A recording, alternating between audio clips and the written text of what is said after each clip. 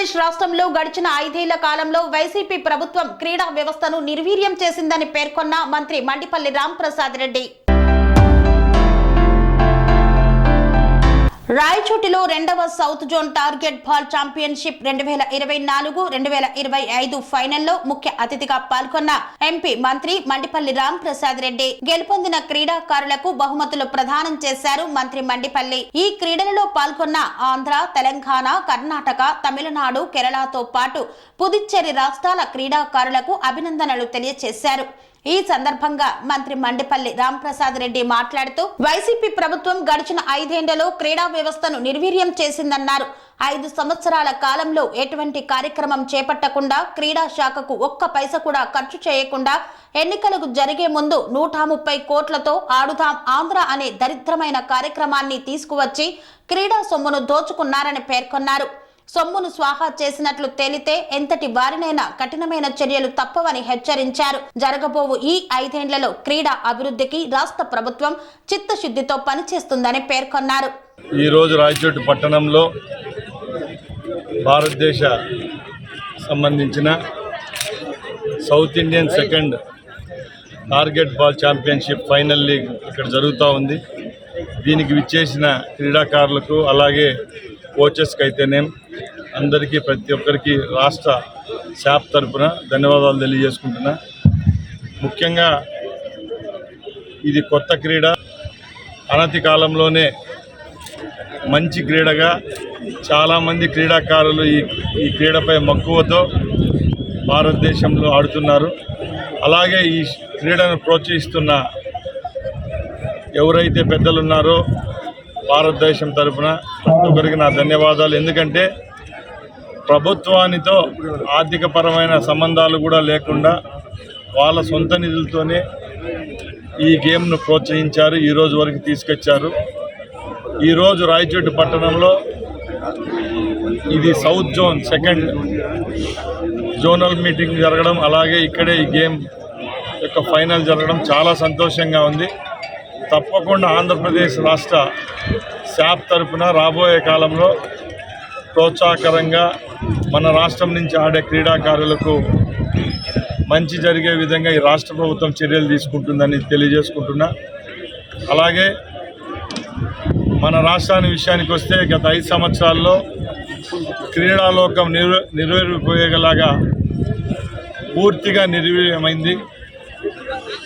ఎందరో పేద క్రీడాకారుల యొక్క డబ్బులతో ఆనాటి ప్రభుత్వం సుమారు 130 కోట్లతో ఆడుదాం ఆంధ్ర అనే ఒక దరిద్రమైన కార్యక్రమాన్ని తీసుకొని వచ్చి కేవలం 40 రోజుల్లోనే 130 కోట్ల రూపాయలు దోచుకోవడం జరిగిందంటే ఒకసారి ప్రజలందరూ గ్రహించాలి. ఎందుకంటే ఈ సొత్తు ఎవరొప్ప సొత్తో కాదు, ఇది రాష్ట్రానికి సంబంధించిన ఎందరో పేద క్రీడాకారుల యొక్క సొత్తు కాబట్టి దాని విషయంలో తెలుగుదేశం పార్టీ ప్రభుత్వం ఏర్పాటైన తర్వాత మా ముఖ్యమంత్రి అయితేనేం నేనైతేనేం స్పందించడం జరిగింది. ఈరోజు ఎంక్వైరీ కూడా జరుగుతూ ఉంది. తప్పకుండా దోషులు ఎవరైనా కూడా వదిలే ప్రసక్తే లేదని పాత్రికేయ సోదరులందరికీ తెలియజేసుకుంటున్నా. ఎందుకంటే ఇది ఆషామాషి కాదు. 5 సంవత్సరాలు రాష్ట్రంలో ఏ విధమైన కార్యక్రమాలు చేపట్టకుండా ఒక్క రూపాయి కూడా క్రీడా శాఖ పైన ఖర్చు పెట్టకుండా ఎలక్షన్ స్టంటుగా 2023వ సంవత్సరం చివరాంకంలో కేవలం 40 రోజులు ఈ గేమ్ను ఆడుదాం ఆంధ్రాన్ని ప్రవేశపెట్టి ఇంత డబ్బు దోచుకున్నారంటే ఒకసారి గ్రహించాలా. మేము ఒకటే హామీ ఇస్తున్నాం. మా ముఖ్యమంత్రి గారు ఒకటే భరోసాగా చెప్పారు. గత 2 రోజుల ముందు విజయవాడలో ఒలింపిక్స్లో పథకాలు సాధించిన క్రీడాకారులకు ముఖ్యమంత్రి గారు ప్రోత్సాహకాలు ఇచ్చి అలాగే అభినందించడం కూడా జరిగింది. రాబోయే 5 సంవత్సరాలు ఈ రాష్ట్రంలో క్రీడాభివృద్ధికి రాష్ట్ర ప్రభుత్వం చిత్తశుద్ధితో పనిచేస్తుందని తెలియజేసుకుంటూ సెలవు తీసుకుంటున్నా. జై హింద్. ఈనాడు అన్నమయ్య జిల్లా రాయచోటిలో 2వ టార్గెట్ బాల్ టోర్నమెంట్ను నిర్వహించడం జరిగింది. ఇది 2014లో సోను శర్మ అనే అతను దీన్ని ప్రవేశపెట్టడం జరిగింది. అయితే ఆల్మోస్ట్ హెచ్జిఎఫ్ సెక్రటరీలో ఇప్పటికే ఇంక్లూడ్ అయి ఉండాలి. కానీ గ్రామీణ ప్రాంతమైనటువంటి మన రాయచోటిలో ఈ గేమ్ను తీసుకొని వచ్చి ప్రవేశపెడితే అనేక మంది క్రీడాకారులకు ఉపయోగపడుతుందనే ఉద్దేశంతో దీన్ని ఇక్కడ ఏర్పాటు చేయడం జరిగింది. ఇక్కడ ఏర్పాటు చేసినందుకు గౌరవ మినిస్టర్ గారు కూడా వచ్చి కర్ణాటక, తమిళనాడు, ఆంధ్రప్రదేశ్, తెలంగాణ, కేరళ, పుదుచ్చేరి వచ్చినటువంటి 6 రాష్ట్రాల నుంచి వచ్చినటువంటి అమ్మాయిలకు, అబ్బాయిలకు మొదటి బహుమతులు, రెండవ బహుమతి, ద్వితీయ బహుమతులు కూడా అందజేయడం జరిగింది. అయితే వారికి అందరికీ ఇక్కడ వచ్చినటువంటి వాళ్ళ ప్రతి ప్లేయర్కు కూడా మొత్తం అందరికీ కూడా వసతి గృహాలు కూడా ఏర్పాటు చేసి, భోజన ఏర్పాటు కూడా చేసి, ఎక్కడ కూడా ఎలాంటి చిన్న అసౌకర్యం కూడా కల్పించకుండా విత్ పోలీస్ ప్రొటెక్షన్తో ఈ గేమ్ నిర్వహించడం జరిగింది.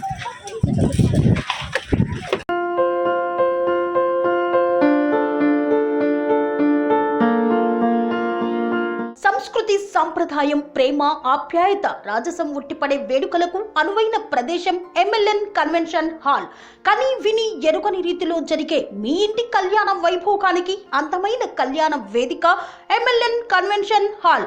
ఎంఎల్ఎన్ కన్వెన్షన్ హాల్ ప్రత్యేకతలు: సువిశాలమైన wedding halls, centralise AC banquet hall మరియు విశాలమైన డైనింగ్ హాల్, వధువరుల కోసం ప్రత్యేక ఏసీ మరియు నాన్ ఏసీ గదులు, నక్షత్రాల వెలుగులో పచ్చని పచ్చికపై పార్టీల కోసం అనువైన గార్డెన్.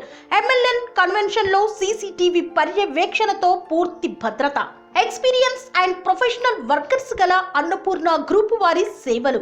2000 వాహనాలు పార్కు చేసేందుకు సువిశాల పార్కింగ్ సౌకర్యం.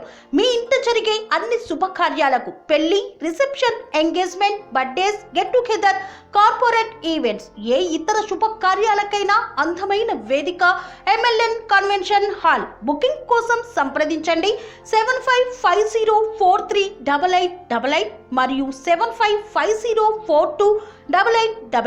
మా అడ్రస్ చీర్యాల లక్ష్మీ నరసింహస్వామి దేవాలయం ప్రక్కన, near outer ring road, Keesara junction, Cheeryal గ్రామం, మేడ్చల్ జిల్లా.